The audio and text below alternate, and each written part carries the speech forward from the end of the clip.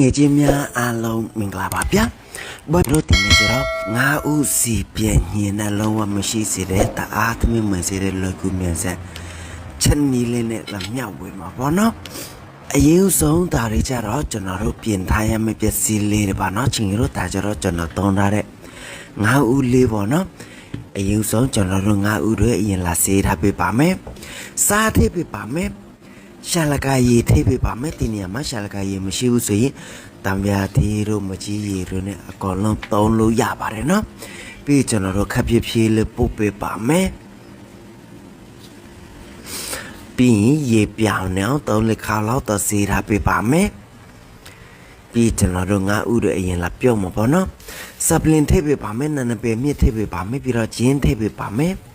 ပြီးစနွေမုတ်ထည့်ပေးပြီးတော့စားလေးထည့်ပေးပါမယ်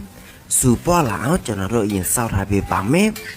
โอเคခုလိုမျိုးရေတွေစူပွားလာပြီးအနက်တွေလည်းမွေးလာပြီးဆိုရင်ကျွန်တော်တို့ငါဥတွေ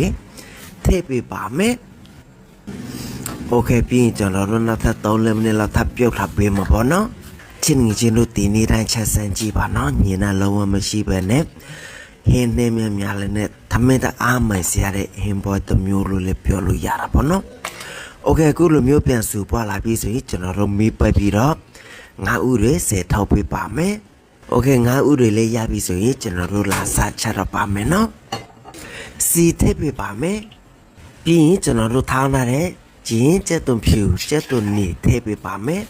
အနက်မွေးလာအောင်ကျွန်တော်တို့စီရင်ထည့်ပေးပါမယ်ပြီးစနေမော်လည်းနဲ့ငယ်ထည့်ပေးပါမယ်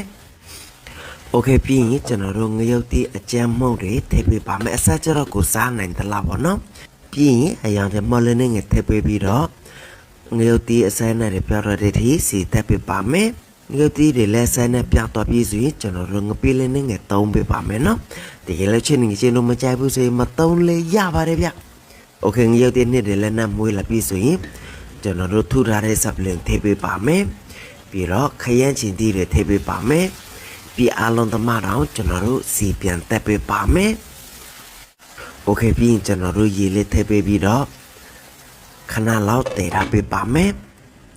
ခဲကူလိုမျိုးစုပွားလာပြီးခရမ်းချင်တီးတွေလည်းဟင်းနှစ်ဖြစ်လာမှာပေါ့နော်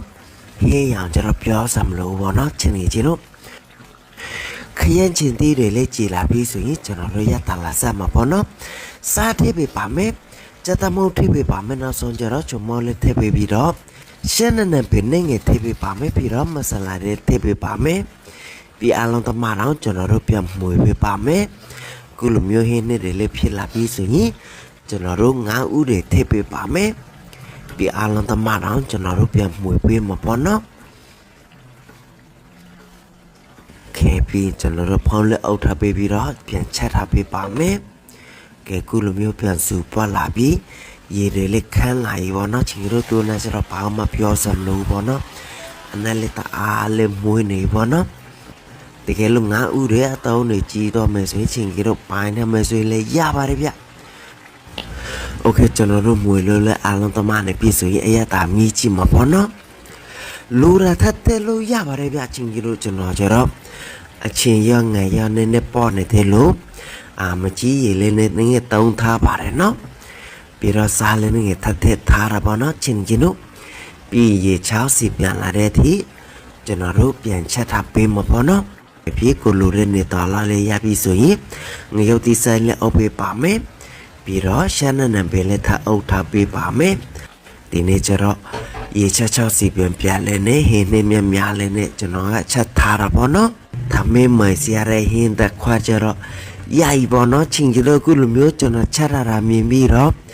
တရေယူကြမှာလားဗျာချက်ရတာလေတအားလို့ကိုရိုးရှင်းပြီးတော့ညင်နဲ့လည်းလုံးဝမရှိစေတဲ့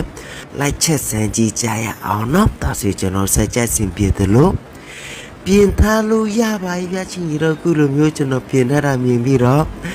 ပိုက်စာနေကြပြီလားဗျာတကယ်လို့တော့လို့မစရင်ရှေယူထားလို့ရပါတယ်ဗျာအခုလိုမျိုးကျွန်တော်ရုပ်ဝေလို့ခေါ်နေထိလိုက်အပရိချင်းကြီးတို့ကလုံးကိုအထူးကျေးဇူးတင်ပါတယ်ဗျတကယ်လို့ကျွန်တော်ရုပ်ဝေလို့ကြမ်းမယ်ဆိုရင် like share follow လုပ်ထားပေးပါလို့တောင်းဆိုချင်ပါတယ်ဗျနောက်ဝီဒီယိုတက်မပြန်ဆောင်မနော်ချင်း